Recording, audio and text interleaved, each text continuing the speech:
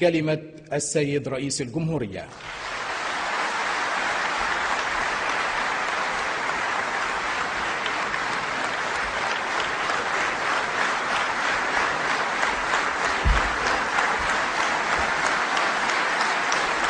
شكرا شكرا شكرا شكرا. كل سنة وانتم طيبين. شكرا.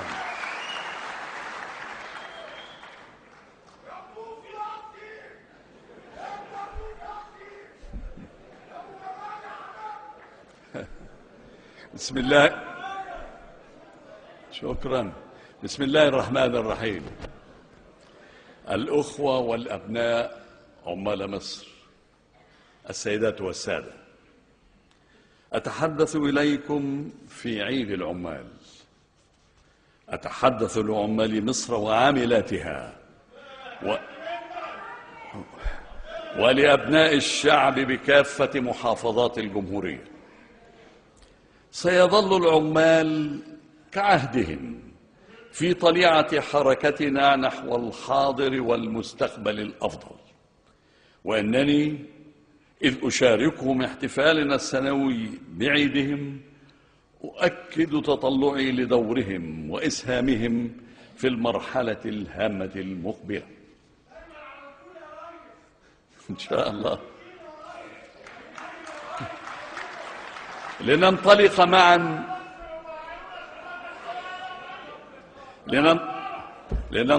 معا شكرا. لننطلق معا بالعمل والإنتاج نحو آفاق جديدة لعمال مصر ومستقبل الوطن. إننا مقبلون على هذه المرحلة بثقة وعزم وأمل بعد أن وضعنا أقدامنا على الطريق الصحيح. نمضي في خطوات جديدة تحقق معدلات أعلى من الإنتاجية والإنتاج والصادرات، ومعدلات أعلى من الاستثمار والنمو والتشغيل، تتيح المزيد من فرص العمل، تفتح أبواب الرزق للمصريين، وترتقي بأوضاع العمال ومستوى معيشتهم. إنني ونحن نتأهب لهذه الانطلاقة الجديدة أقول لعمال مصر: سوف تجدونني دائما إلى جانبكم.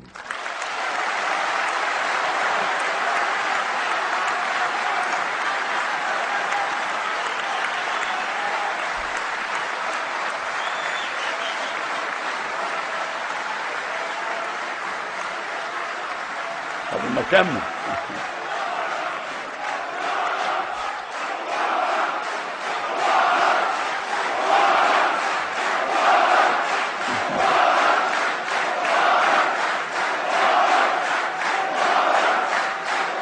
شكرا شكرا شكرا.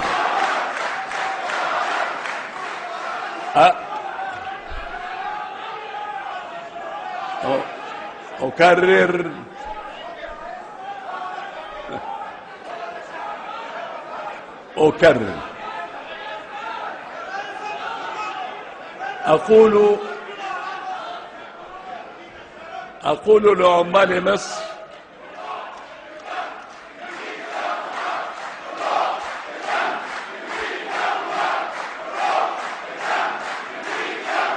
شكرا شكرا شكرا.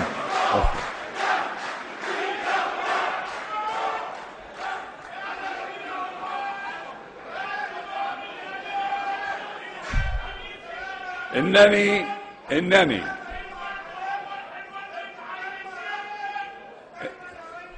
شكرا شكرا شكرا.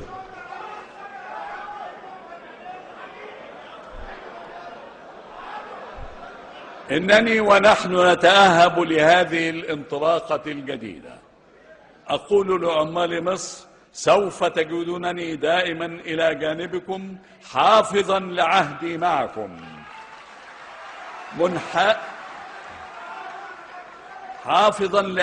معكم، منحازا لقضاياكم وحقوقكم ومصالحكم، ومتصديا لكل من يحاول الانتقاص من هذه الحقوق.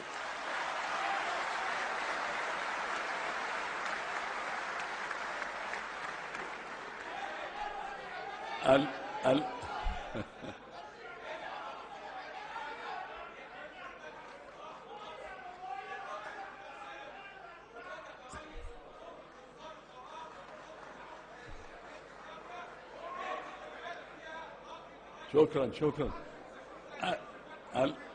الإخوة والأخوات، أستعيد اليوم لقاءاتي العديدة بعمال مصر في احتفالنا السنوي بعيدهم وبشتى مواقع الإنتاج. أستعيد ما حققناه خلال السنوات الماضية، كيف كانت قاعدتنا الصناعية وأوضاع عمالنا وكيف صارت اليوم.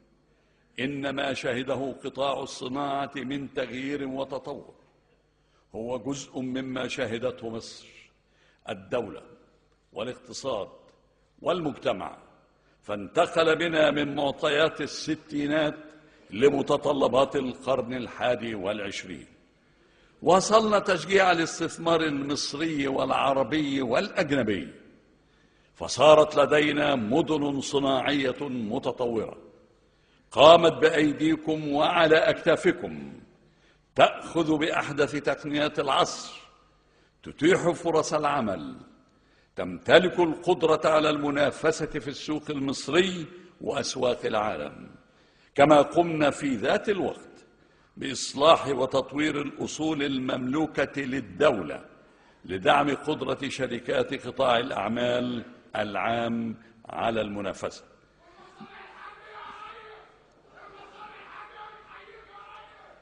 بتطوير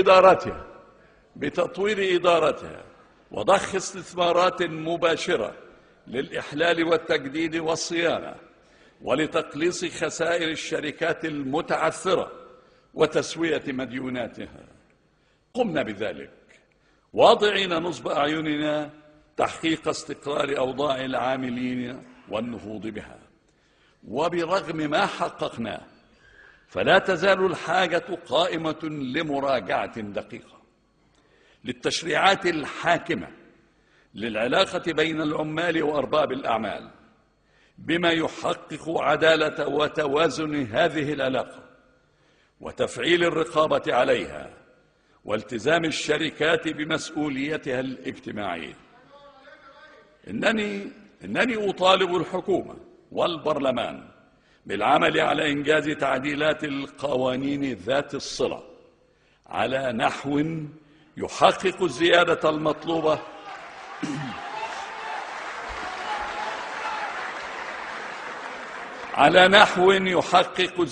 المطلوبة في النشاط الاقتصادي والمزيد من الاستثمار وفرص العمل، ويسمح في ذات الوقت بتخارج الشركات في حالة اضطرارها لذلك، مع توفير الضمانات القانونية للحفاظ على حقوق العاملين، بما في ذلك أولوية سداد مستحقاتهم المالية بضوابط تضمن الوفاء بهذه المستحقات دون مماطلة أو إبطاء ودون الإخلال بحماية مستحقات باقي الدائنين.